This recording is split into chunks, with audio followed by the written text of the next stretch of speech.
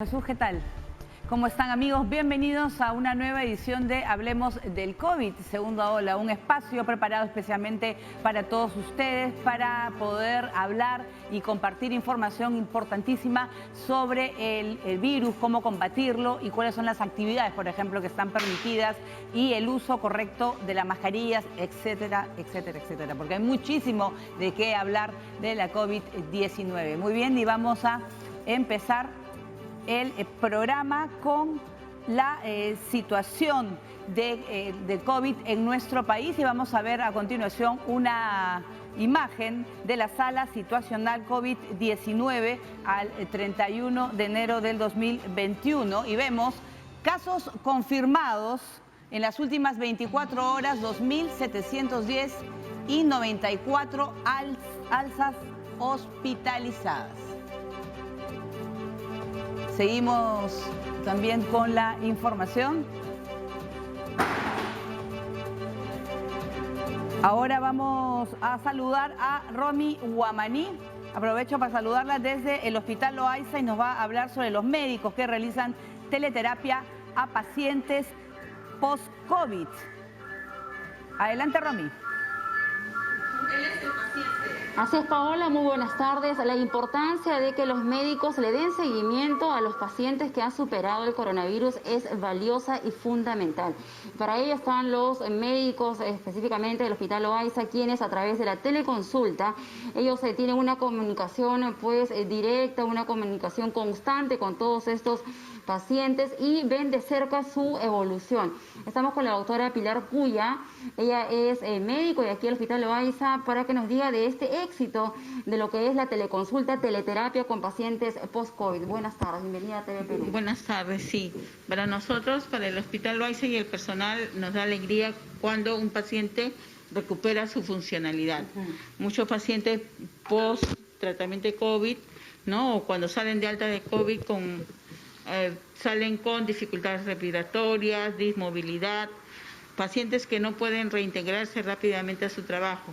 Pero con este sistema tenemos pacientes tanto de acá de Lima y de provincias que podemos hacerle esa ayuda. Eso es lo que permite la tecnología. Doctora, usted tiene una laptop aquí en la parte posterior, sí, donde ese es el sistema con el que se comunican con el paciente. ¿Cuántos tienen ustedes actualmente bajo esta supervisión? Me habló de algo de 200 pacientes post-COVID. Nosotros al final de diciembre hemos terminado alrededor de 200 pacientes COVID, ¿no? Actualmente nuevos de este año tenemos alrededor de 20 y así, ¿no? Pero en ese momento estamos aumentando la... Aquí, Paola, te muestro, tenemos aquí a la médico también, Raquel Buitrón. Ella está teniendo en estos momentos una comunicación con el paciente, ¿no? Y le está dando las indicaciones de una correcta respiración. Vamos a acercar un poquito el micrófono para que puedan acercar. El abdomen lo vas a inflar.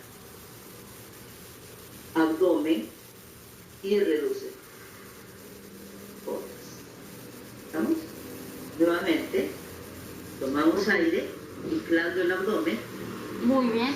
Y hemos escuchado, Paola, este es un poco el seguimiento que le dan los médicos especialistas del Hospital Loaiza a los pacientes post-COVID. Estamos hablando de que puede haber problemas de respiración después de haber sufrido la enfermedad. ¿Qué otra afección puede haber o una secuela, doctor? Hemos visto que más o menos un 30% de pacientes tienen compromiso del sistema musculoesquelético, sobre todo dolor, limitaciones, un 10% una secuela neurológica post la enfermedad por COVID, ¿no? Y así. Ahora, aparte hay pacientes que tienen otras comorbilidades que agravan su cuadro. Muy bien, doctora Paola. Vamos a dar en todo caso el dato para aquellos pacientes que aún no tienen este servicio de teleconsulta, puedan comunicarse con el Hospital Loaiza y estamos seguros que también lo pueden hacer con otros hospitales del Ministerio de Salud. Doctora, un correo electrónico, un número de teléfono para poder... El programa de Loaiza en tu casa, el 713-6800. Muy bien. 713-6800. Loaiza en tu casa.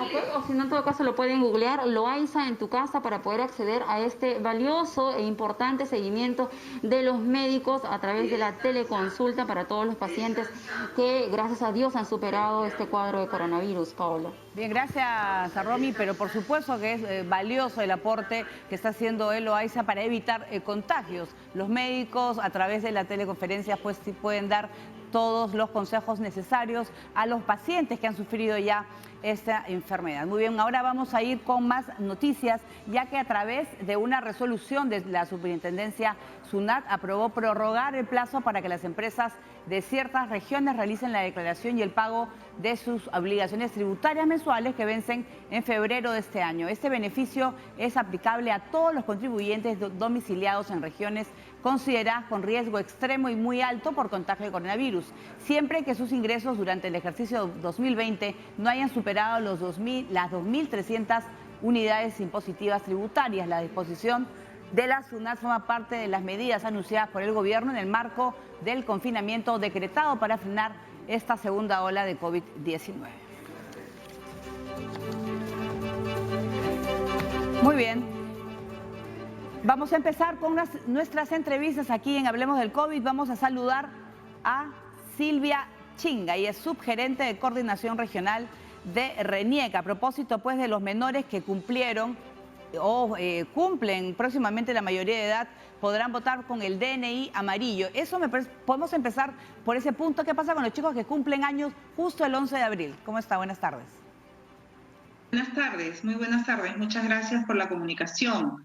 Efectivamente, se ha emitido la resolución jefatural correspondiente que da la autorización para que los jóvenes que a la fecha del 11 de abril de este año, que es el día de la votación y que están incluidos dentro del padrón electoral, puedan ejercer el ejercicio de la votación con su DNI amarillo, ¿no? En caso de que no hayan podido haber hecho el cambio.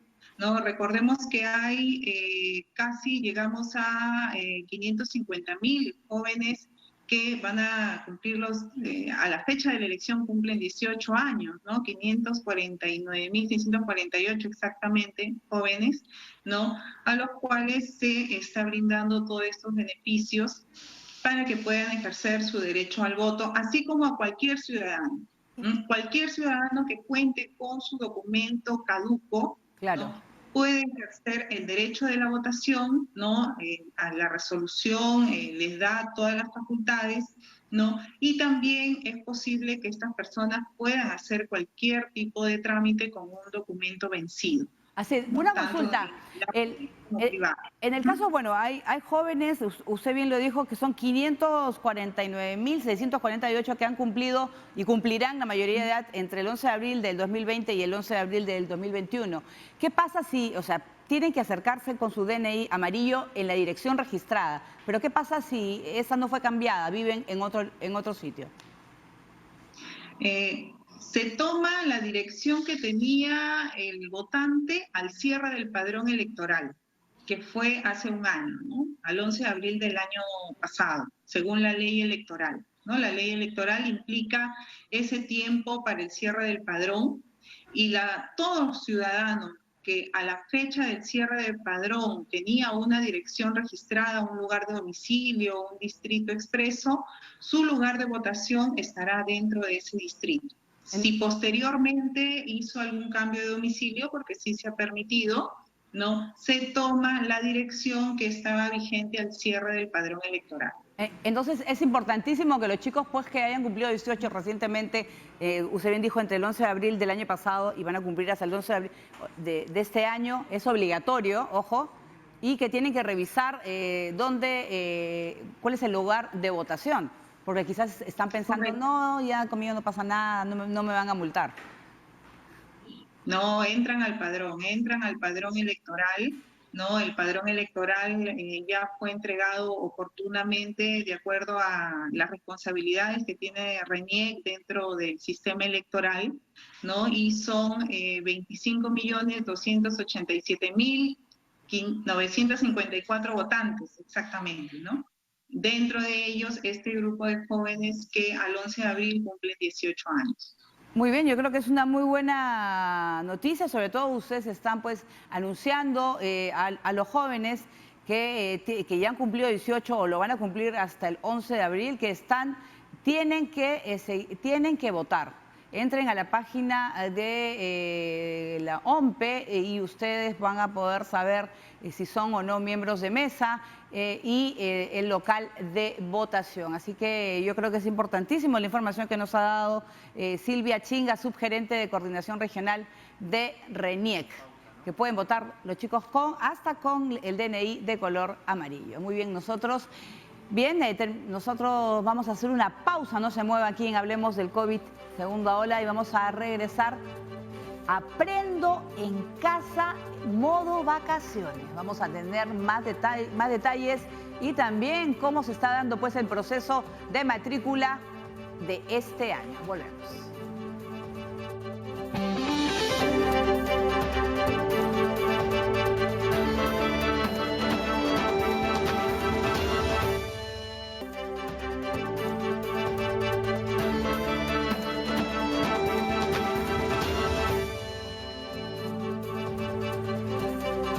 Muy bien, seguimos en Hablemos del COVID y vamos a conocer juntos cuáles son las actividades permitidas en regiones con nivel de alerta extrema. Los servicios de asistencia y cuidado a personas adultas mayores, niñas, niños, adolescentes, dependientes, personas, por ejemplo, con discapacidad o personas en situación de vulnerabilidad. Servicios y establecimientos de salud, eso incluye odontología, o sea, el dentista, rehabilitación, reproducción asistida, diagnóstico oftalmológico, veterinarias, también habían consultado mucho de eso, actividades de producción, almacenamiento, comercialización, transporte y distribución para la continuidad de los servicios de agua, saneamiento, gas de uso doméstico y combustibles, medios de comunicación, distribución y venta de medios de comunicación impresos, entidades financieras, seguros y pensiones y actividades conexas. Los hoteles también, categorizados en hospedajes y transporte turístico para actividades esenciales, albergues, hostales, establecimientos de hospedaje no clasificados y categorizados, actividades de telecomunicaciones y actividades conexas, que incluye la repartición, alquiler y arrendamiento operativo de vehículos automotores, alquiler y arrendamiento operativo de otro tipo de máquinas, equipos y bienes tangibles, actividades de seguridad privada y los servicios de transporte. Eso son las actividades pues, permitidas en esta segunda ola. Ahora estamos viendo también en los servicios generales las actividades de soporte y reparación de equipos de cómputo, las funerarias, servicios de reciclaje, actividades de envase y empaque y servicios de almacenamiento de abonos y materias primas agropecuarias, artículos de plástico, vidrio, papel, cartones, cerradura de madera, hielo para actividades en general. Precisamente pues de lo que se está permitiendo, Junín es una de las regiones donde se aplica, pues sabemos, una cuarentena total. Pedro Tinoco nos tiene más detalles, ya que se desarrollan con normalidad las actividades agrícolas y ganaderas. ¿Cómo estás, Pedro? Buenos días. Gracias, buenas tardes. Estamos en presencia del ingeniero Ulises Panés Veraún, quien es director regional de Agricultura de Junín. En esta etapa de confinamiento, la actividad agraria no ha paralizado aquí en Junín. Definitivamente no, estamos en plena campaña agrícola. Nosotros tenemos el encargo expreso del gobernador regional de continuar apoyando, asesorando a las organizaciones agrarias, a los pequeños agricultores, ganaderos, para que no tengan ningún tipo de inconveniente en el traslado de la producción a los principales mercados. Ustedes están entregando acreditaciones para que ellos se puedan desplazar sin inconveniente. Efectivamente, se ha dispuesto que las acreditaciones se otorguen en cada una de las agencias agrarias que tenemos instaladas en las provincias. Esto es un requisito indispensable para trasladar la producción. Igualmente ya hemos retomado las ecoferias agrarias, que al igual que en la primera ola hemos sido una de las primeras regiones que salió a apoyar directamente a los productores para poder organizar estos eventos feriales que permita acercar a las amas de casa y a los agricultores de manera directa. El año pasado hemos tenido inconvenientes en el traslado de productos a los mercados. Sí, se tuvo problemas en la primera ola, pero para este año tenemos un mejor nivel de coordinación en la plataforma regional COVID, donde el gobernador pues está pidiendo mayor coordinación para poder atender, sobre todo en estos momentos tan críticos que tenemos para el país y para el mundo. ¿El trabajo en el campo se ha paralizado, ingeniero? Definitivamente no, estamos en plena campaña agrícola, estamos ya pues a meses de iniciar la cosecha, en los abril, mayo, junio, que se debe ya iniciar las cosechas respectivas. Para tal fin nosotros continuamos asesorando desde las agencias agrarias y también desde la dirección como sede central para poder tener una muy buena producción este año a pesar de las dificultades que se ha tenido y la reducción de las intenciones de siembra. La agricultura no puede paralizar porque es el sustento de miles de familias aquí en Junín. Efectivamente, estamos para eso nosotros como gobierno regional asesorando, apoyando permanentemente a los productores y retomando nuestras ecoferias agrarias en los principales puntos de la ciudad y también de la región para de esa manera evitar pérdidas económicas que va en perjuicio de los pequeños agricultores. Bien, agradecemos al ingeniero Ulises Panés Beraún, director regional de Agricultura de Junín. Adelante, estudios.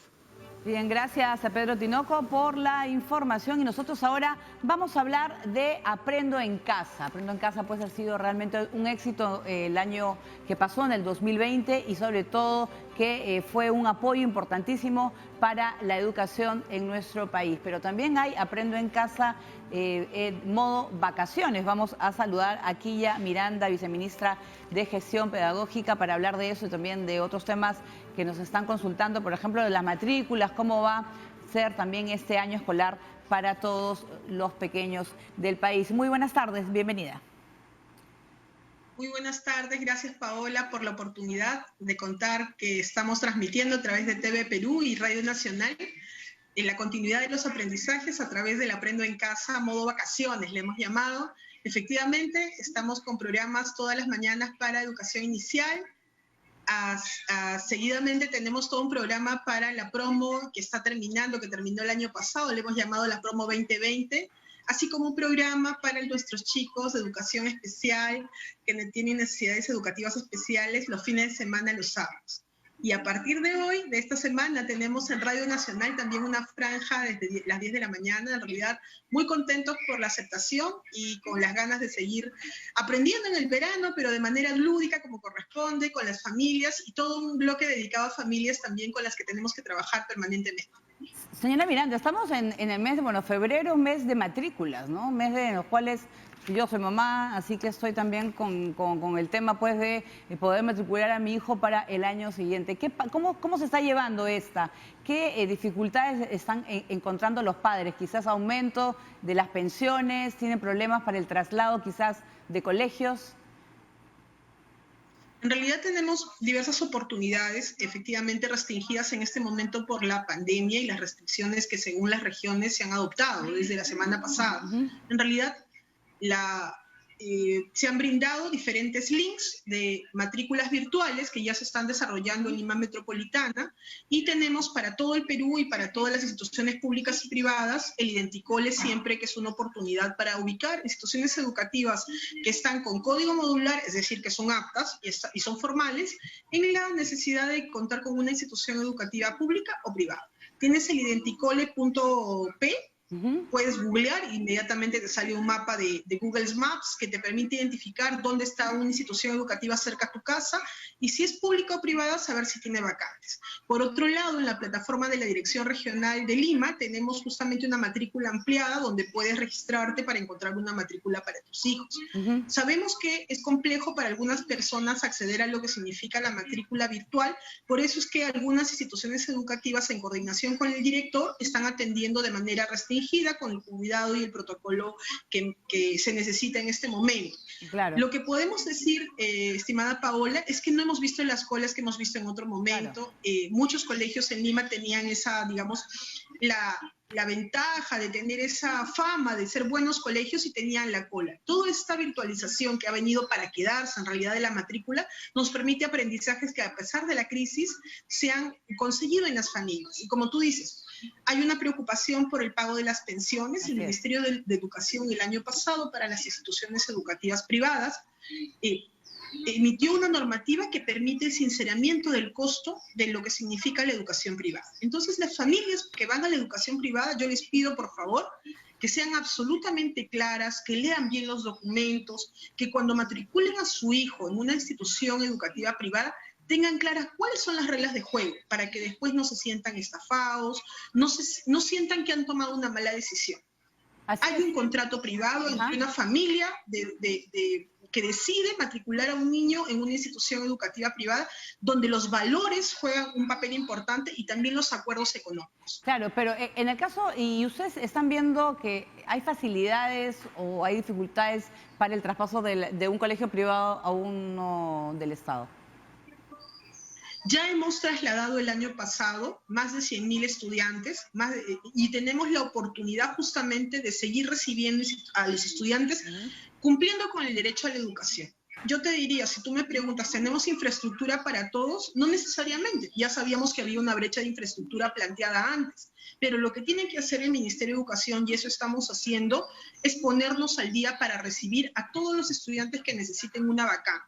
Sabemos que la situación económica por la pandemia se ha agudizado y muchas familias que hacían un esfuerzo seguramente por tener a sus hijos en institución educativa privada, en este momento no lo pueden hacer. Lo que te puedo decir es que el Estado va a hacer todo lo posible por recibir a los estudiantes de toda edad, porque necesitamos garantizar que el derecho a la educación no se pierda este año y no sigamos perdiendo chicos que se queden fuera del sistema. Bueno, finalmente, ¿cómo van los preparativos para Aprendo en Casa en esta nueva etapa para este año? Mira, en realidad le hemos llamado Aprendo en Casa recargado. Sabemos que el haber podido tener un Aprendo en Casa desde el 16 de abril del año pasado, más o menos a un mes del cierre de todo, del confinamiento que nos tocó una quincena de marzo del año pasado, fue una gran oportunidad. Que la educación siga funcionando da esperanza a las familias. ¿Qué cosa estamos haciendo para mejorarlo? En primer lugar, agradecer siempre a IRTP y a todo el equipo de ustedes que nos permite tener esta masiva comunicación que ahora estamos fortaleciendo con las familias. Tenemos que tener una ruta muy fuerte, un trabajo permanente con las familias, porque ellos son parte de los aprendizajes que el año pasado se han logrado. Claro, Lo segundo, fundamental. Sí, continúe. Lo importante también es predictibilidad para los maestros. ¿Qué significa eso? Que los maestros tengan con anticipación las herramientas que brindamos a través del Aprendo en Casa, ya sea por televisión, ya sea por radio, ya sea por web. Que los maestros sepan que esas herramientas, lo que vamos a presentar, lo tengan con tiempo para que lo incorporen luego en su planificación educativa. Ellos son los maestros los que dirigen el aprendizaje. Lo que hace el Ministerio de Educación es brindar justamente herramientas, brindar materiales que permiten que ellos puedan tener condiciones mejores a distancia en este momento para brindar los aprendizajes a los chicos y a las chicas. Lo siguiente es que estamos trabajando fuertemente con las regiones. Todo nuestro país no es igual y justamente la riqueza de nuestra diversidad permite que esto que planteamos en Aprendo en Casa se vuelva más rico, tenga esos colores que hacen sentir que nos estamos mostrando como todo el Perú, en todas las diversas regiones, aprendiendo de las buenas prácticas de los maestros del año pasado. Y además, que se sienta un paquete integral de aprendizaje, con los cuadernos de trabajo, con las fichas que estamos enviando, con todo lo que hemos enviado de herramientas para la recuperación, que en este momento sabemos que de la mano de muchos voluntarios y de maestros y maestras también, los chicos que estaban más retrasados lo están haciendo. Creo que hay una gran oportunidad a pesar de la crisis y no podemos dejar de alabar el trabajo de los maestros y maestras que el año pasado han sacado adelante la educación en nuestro país. Y las familias. Así es, ha sido sobre todo yo creo que los maestros, ¿no? Hay que darle sobre todo el mérito, muchos de ellos que se han tenido que adaptar rápidamente, prácticamente sobre la marcha para poder dar clases de calidad a sus alumnos. Muchas gracias, pues, aquí a Miranda, viceministra. Y Paola, por la oportunidad. De Gestión Pedagógica que ha estado con nosotros aquí en el programa. Muy bien, vamos a hacer una pausa y vamos a escuchar las declaraciones del decano del Colegio Médico sobre la cuarentena focalizada. Y también vamos a entrevistar a un infectólogo desde Argentina para que nos explique cómo va el proceso de vacunación en su país. Volvemos.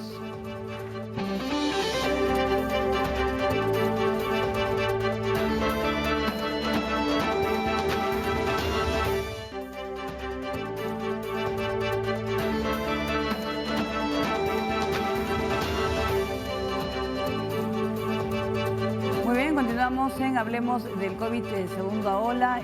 Muchos han hablado pues también de lo que es la cuarentena, si se debe o no hacer una cuarentena focalizada, si es necesario, por ejemplo, aislar un distrito o no, cuáles son los efectos que podría traer para la población. Nosotros ahora vamos a escuchar al decano del Colegio Médico del Perú, Miguel Palacios, durante una entrevista en el programa Café con Noticias, que advirtió que 200 distritos del país tienen un alto nivel de contagio y que 15 se ubican en Lima metropolitana. Por ello, considera que lo que más se adecua a la realidad del país es una cuarentena focalizada. Vamos a escucharlo.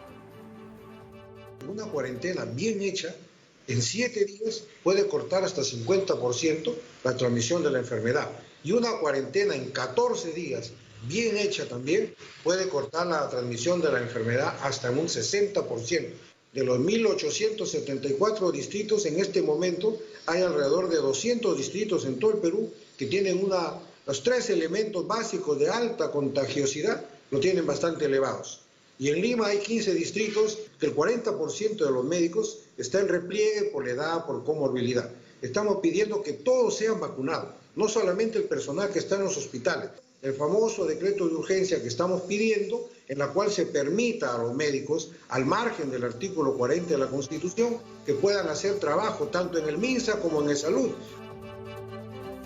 Bien, estamos escuchando pues que hay distritos, si se puede decir, en alerta roja, en los cuales pues hay numerosos casos de contagios. Hay quienes consideran que sería lo ideal, lo hemos escuchado en el decano del Colegio Médico, sin embargo hay otros que no, que podrían afectar la economía, por ejemplo, de las personas que viven en cada uno de los distritos, ya que trabajan en otro sitio y no podrían irse a laboral. Muy bien, nosotros ahora vamos a hablar pues de la cuarentena, pero esta vez con un invitado desde Argentina. Vamos a saludar a Eduardo López, él es infectólogo, presidente de la mesa de asesores del presidente Alberto Fernández sobre las estrategias focalizadas para contener la propagación de la COVID-19. Muy buenas tardes desde Lima, bienvenido.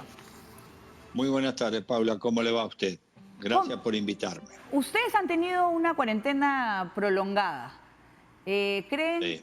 Sí, ¿ha resultado que ha traído beneficios? Porque sé que la cuarentena era solamente en Buenos Aires.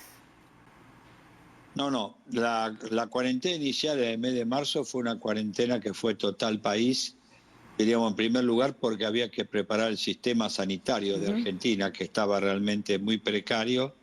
En segundo lugar porque no sabíamos cómo venía el impacto en nuestro país, especialmente mirando los números tan altos de casos de Europa, especialmente España, Italia y en tercer lugar Francia.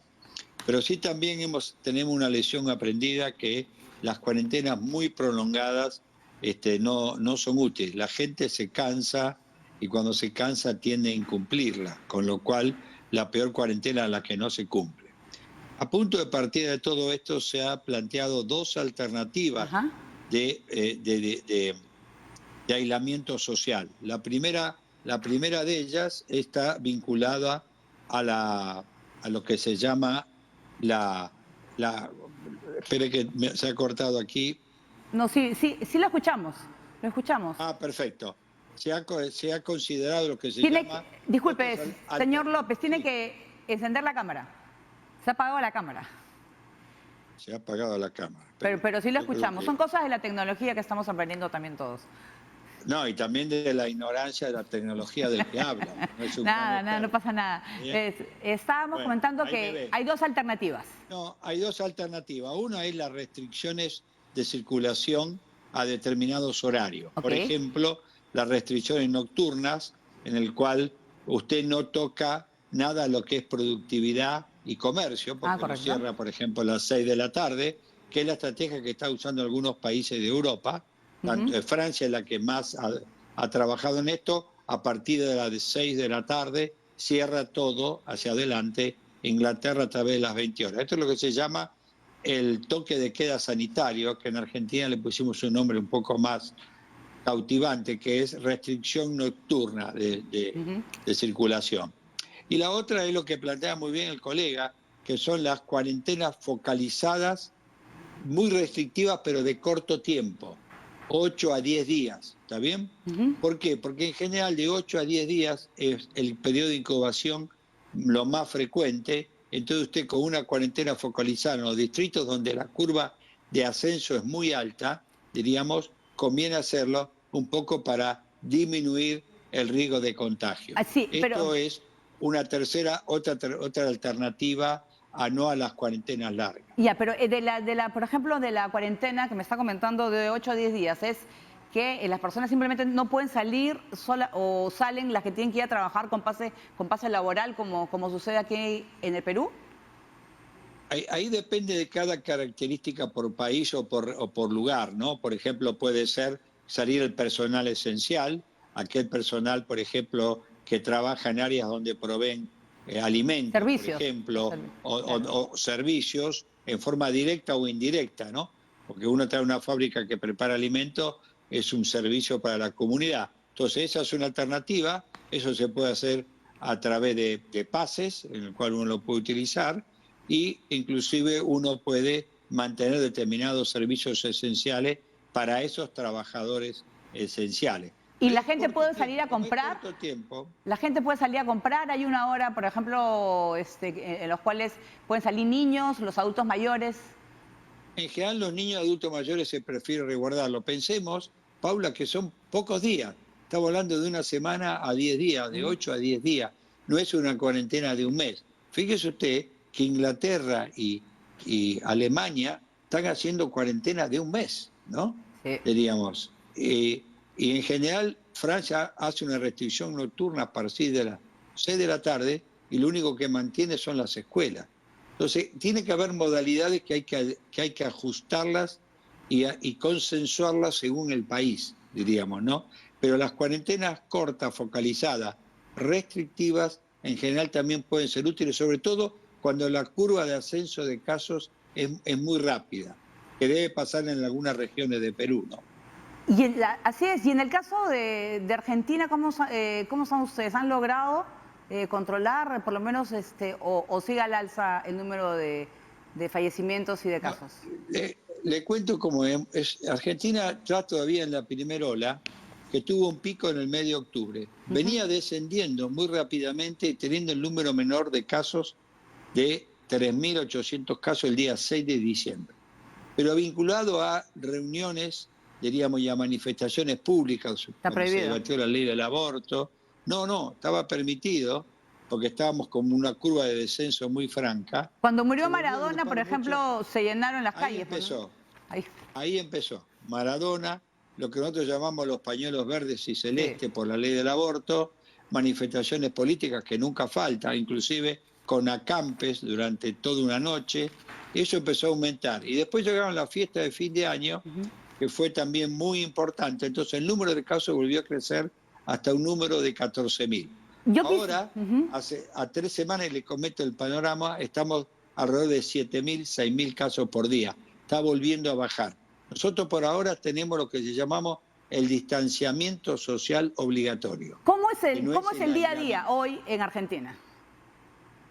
El día a día es usar barbijo en todos lados, mantener el distanciamiento social de 2 metros, ir a los negocios pero esperar afuera en función de una persona que entra por turno, diríamos.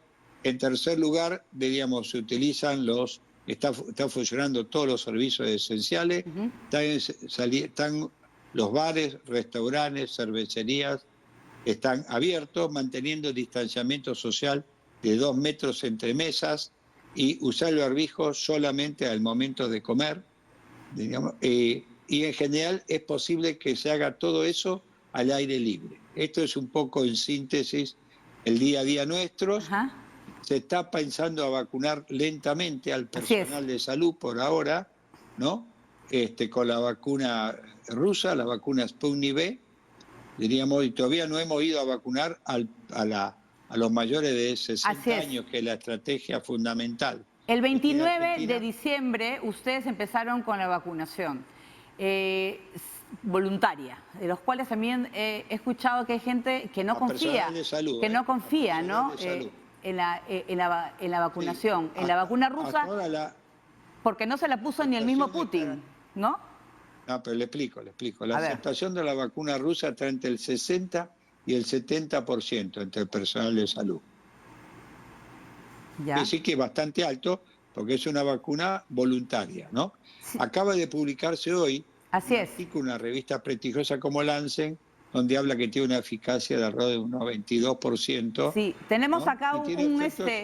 disculpe que lo interrumpa, tengo acá un Sí. tuit de CNN, por ejemplo, que da cuenta de la vacuna rusa, pues Sputnik tiene un 91,6% de efectividad para prevenir el COVID sintomático y es de 100% efectiva para prevenir enfermedad grave por coronavirus, según un análisis provisional publicado este martes en la revista médica The Lancet. Sí. Así que es una buena noticia, ¿no? Es una muy buena noticia. Lo que se ve en todas las vacunas es que las vacunas todas tienen muy buena actividad, muy buena eficacia para las formas graves. Y tienen eficacia variable entre el 51% hasta el 95% para prevenir toda la enfermedad COVID. Ahora, tener prevención para la forma grave, buena eficacia para la forma grave, es muy importante. ¿Por qué? Porque una cosa es tener una gripe, ¿no? O un cuadro de resfrío, y otra cosa es internarse y tener terapia intensiva. Claro. Así que me parece en ese sentido que esta vacuna es otra vacuna que aporta una opción para vacunarse.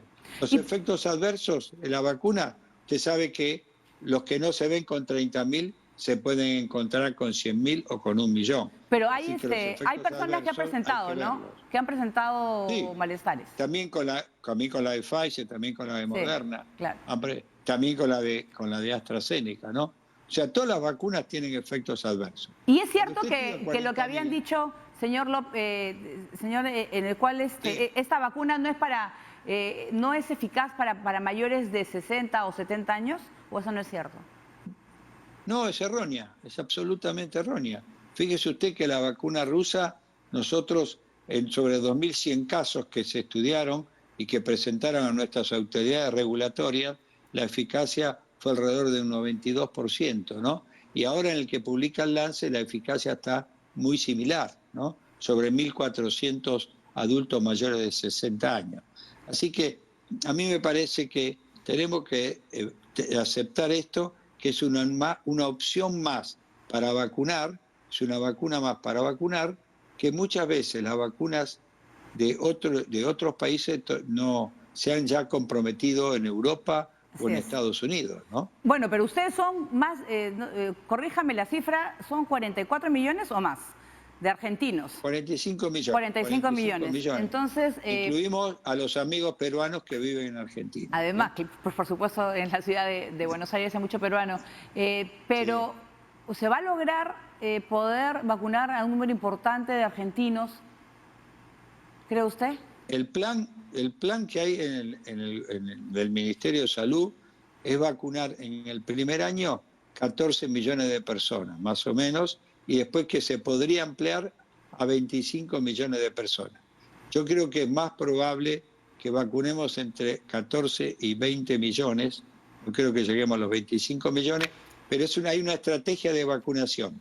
Personal de salud, mayores de 60 años, y dentro de esa franja, los mayores de 70 y los que tienen comorbilidades. Claro. Después, otro personal esencial, bomberos, policías, maestros, etcétera.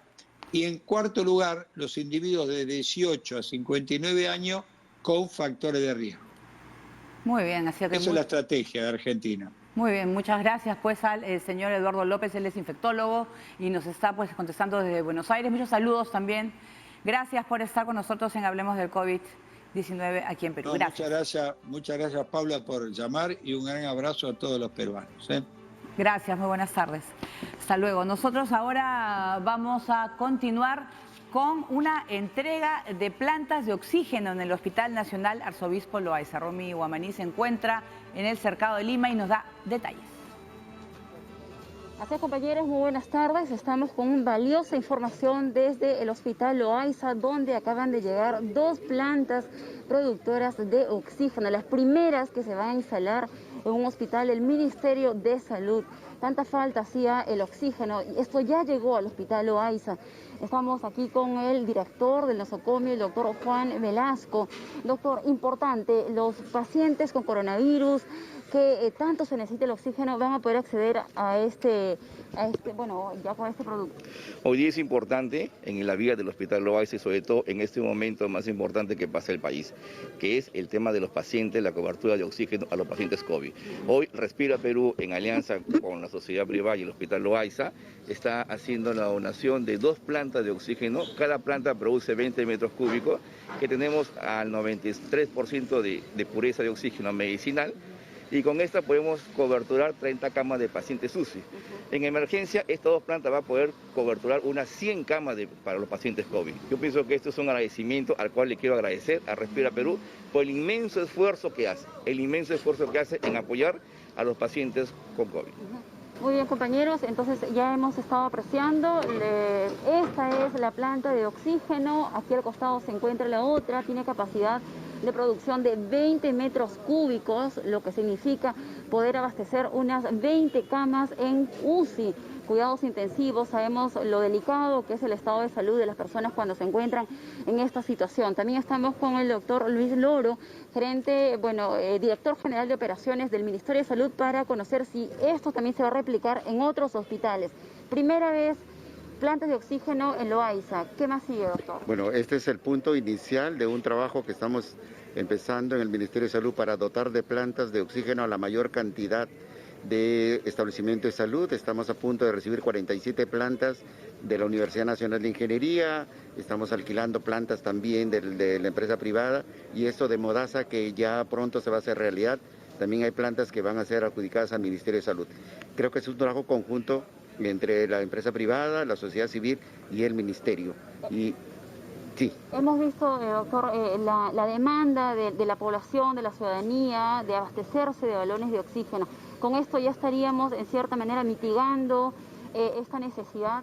Sí, estamos mitigando la necesidad de oxígeno, pero también es importante resaltar que gran parte del control de esta pandemia depende de nosotros. En la medida que nosotros usemos mascarillas, nos lavemos las manos y mantengamos el distanciamiento social, así como evitar concurrir a centros cerrados, muy concurridos, es fundamental para controlar la pandemia. Nosotros como ministerio nos estamos preparando para enfrentar esta necesidad de oxígeno, pero también depende de la sociedad, que nos comprometamos a luchar juntos. ¿Otros hospitales en Lima, provincias que ya estarían recibiendo? Sí, Arequipa, Pisco están a punto de recibir las plantas de la Universidad Nacional de Ingeniería, el Hospital 2 de Mayo y el Hospital Cayetano Heredia muy pronto también van a recibir sus plantas, con la finalidad de que esta sobredemanda que ha elevado la cantidad de oxígeno requerida y que ha puesto en dificultades a la empresa generadora de oxígeno, lo podamos de alguna manera en comunidad superar.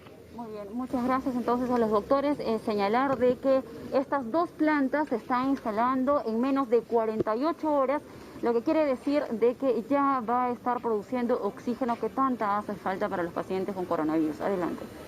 Bien, muchas gracias por esta información y vamos a hacer una pausa, no se mueva, que vamos a regresar y es importantísimo saber sobre la digitalización en el Perú. ¿Cuáles son los retos que tenemos como país? Volvemos.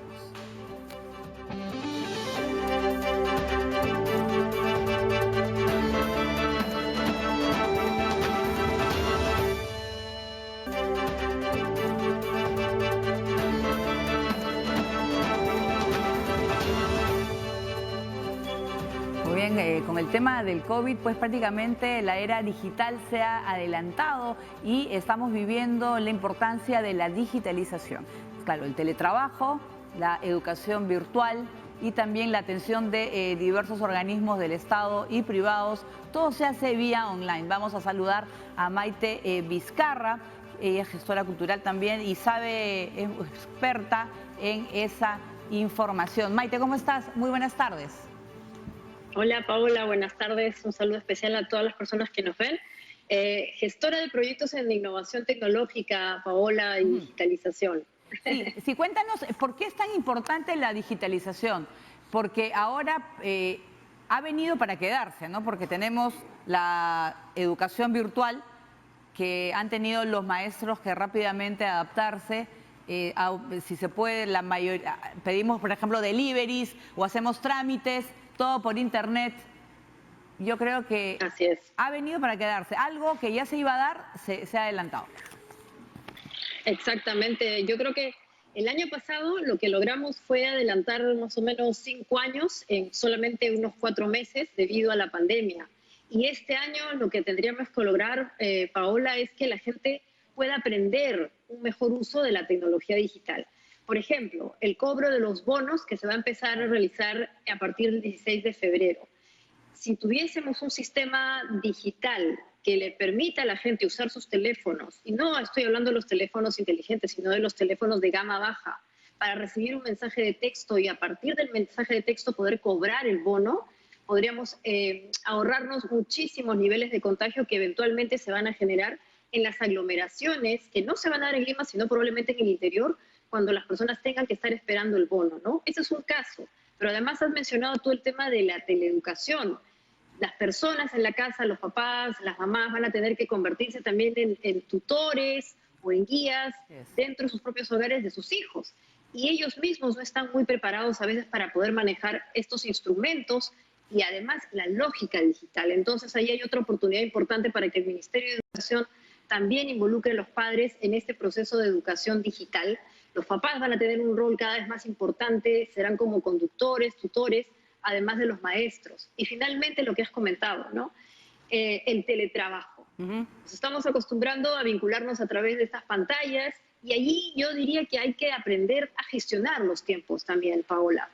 La gente, como no tiene la posibilidad de estar vinculada físicamente, siente que controla más la actividad en el trabajo utilizando reuniones. Y entonces, en vez de hacer que esto sea más fluido, nos llenamos de reuniones al día. Y yo a veces me pregunto, ¿en qué momento trabajamos? Porque todo el santo día tenemos los famosos meetings o los webinars y finalmente, ¿cuándo trabajamos? Entonces, ahí también hay que pensar un poco en gestionar los tiempos en los que usamos estas plataformas para teletrabajar. Claro. El teletrabajo es más que un webinar, ¿no? No, claro. Por ejemplo, en el tema del teletrabajo es tener un horario, ¿no? Por ejemplo, de 9 a 5 y a partir de esa hora es tu vida privada, tú ya sabrás qué hacer, ¿no? Pero a veces entienden como que estás en casa y te pueden llamar a cualquier hora. Yo quiero preguntarte más bien sobre el tema del gobierno digital. Eso se ha implementado en los últimos años, ¿no? Hay páginas en las cuales, por ejemplo, RENIEC ayuda muchísimo, que son muy activas, pero hay personas que se resisten o no entienden. ¿Qué hacer para poder involucrar al ciudadano más en la digitalización? Sí, en efecto, Paola, hay muchas plataformas y páginas del Estado que ayudan a que las personas puedan beneficiarse de parte de los soportes que se van a empezar a entregar para, de alguna manera, sobrellevar el confinamiento. ¿Qué es lo primero que hay que hacer? Entender cómo funciona una página web. Si no somos personas expertas, el primer paso es explorar. Hay un lugar en internet que se llama gov.pe, es la página del Estado que de alguna manera aglutina todos los distintos lugares que hay en internet vinculados al Estado peruano. Así es. Es como un buscador, es como un Google del Estado peruano. Entonces tú escribes ahí lo que estás buscando y aparece las formas de poder encontrar esa información. Es muy simple, muy intuitivo. Esa es una manera, por ejemplo, de mejorar nuestra interacción con el Estado. Maite, hay que repetir la página que ya me están escribiendo y preguntándome. Es gov de gobierno.pe. Solamente es como eso. Es solamente eso. Es como el gran buscador del Estado, ¿no? Ahí, no sé, trámites de bonos, escribes bonos y aparece el lugar exacto donde tú tienes que vivir para que te beneficies. Brevete, pasaportes. Brevete, pasaporte, en fin, todo lo que, educación, en fin, títulos, todo aparece allí y es un primer espacio para poder interactuar con el Estado. Pero también decía que otra forma de tener contacto con el Estado son cada vez más las redes sociales, o sea, Twitter. Twitter también es un espacio en donde muchas entidades públicas están interactuando con nosotros para darnos información, para incluso resolver problemas o hasta consultas. Entonces también, además de que Twitter es un espacio en donde a la gente a veces le gusta ir con ánimo de lucha, de pelea, no necesariamente tenemos que ir a esos espacios, pero también es un lugar importante para entregar información de calidad. Y yo creo que cada vez más las entidades públicas están viendo a Twitter como un canal de conexión con todos nosotros. Entonces ahí también hay un espacio interesante para interactuar con el Estado. Así es, a mí con la empresa privada yo siempre he podido resolver casos de telefonía muy bien por Twitter y también con bancos, pero lo que yo siento es que por lo menos los mayores de 70, 60 años que no son nativos digitales se resisten, ¿no? Y eso se ha visto en los bonos, en los últimos bonos, ¿no? Que les decían que les van a mandar un mensaje y el dinero ya está en su cuenta, pero la gente iba y hacía la cola. ¿Cómo hacemos para poder, no sé, que acepten? O alguien los ayude, o sea, falta esa quizás motivación o aprendizaje por parte de ese sector grande de la población. Es lo que tú dices, Paula, tú has dado la respuesta. Tenemos la suerte hoy día de estar en las casas juntos más tiempo. Está el abuelo, está la abuela, la persona más grande, pero también están los hijos más jóvenes o los nietos. A ellos les toca un poco ayudar a que estas personas mayores entiendan la lógica. Y como has dicho, si ya hay la posibilidad de recibir un bono de manera electrónica o inscribirse digitalmente, no hay que ir a hacer una cola. Hay este pensamiento todavía vinculado a la inseguridad que puede dar hacer transacciones electrónicas, Paola. Ese es el punto crítico. Por eso es que muchas personas no quieren usar las plataformas digitales para que les den un bono, para que les paguen o generen una transacción porque piensan que eventualmente va a ser inseguro, les van a generar algún tipo de fraude. Eso cada vez más se está superando en el Estado. De hecho, ya no existe. Entonces, yo creo que ahí lo que hay que hacer es tratar de compartir el conocimiento que hay en la propia casa. Los más jóvenes, ayudar a los mayores, explicarles un poco cómo funciona esto e ir un poco eliminando este pensamiento respecto de que hay fraudes en estas plataformas. Por ser públicas, hay muchos niveles de encriptación, por lo tanto, no debería haber ese tipo de inseguridad. Pero también, ¿sabes qué? Yo creo que el sueño que Internet llegue a todo el país y a todos, ¿no? Así es, esa es una tarea que yo creo que el próximo gobierno tiene que ineludiblemente verificar, ¿no? Hemos hablado de los beneficios que hay, pero estamos hablando probablemente de Lima y las personas que nos están viendo en el interior, Paola, seguramente se preguntarán, ¿y yo cómo lo puedo hacer? Claro. Pero ojo, no pensemos tanto también en cosas muy sofisticadas. Tenemos además los mensajes de texto, los SMS, que también son muy útiles. Entonces también podemos utilizar esos canales de comunicación. El Estado podría utilizarlos de mejor manera. La empresa privada también lo hace, pero por allí también podemos comunicarnos y eventualmente estar interconectados. Muy bien, Maite, yo creo que es muy importante eso, ¿no? Sobre todo destacar que si nosotros sabemos algo pues de informática, computación o manejo de redes, hay que enseñarle pues a tu papá, a tu mamá o a la persona que no está, que no sabe realmente nada. Entonces, si colaboramos todos o mi hijo me enseña a mí, yo creo que vamos a poder estar mejor y sobre todo digitalizar a todo nuestro país. Gracias, Maite. A ti, un saludo. Muy bien, gracias. Era Maite Vizcarra, pues ella es gestora sobre todo en innovación. Muy bien, y vamos a continuar. No, ya no hay tiempo para más. Y yo quiero sobre todo destacar lo que me dijo ayer el doctor Marco Almerí, que es el uso correcto de la mascarilla. La parte blanca hacia adentro, la azul es la que va hacia afuera. La voy ajustando acá en la nariz para que esté bien pegada y yo por si acaso doble. Y si ustedes quieren ya para el transporte público, lo completan con su protector facial. Ya es tiempo de poner fin al programa. Gracias por acompañarnos y vamos con...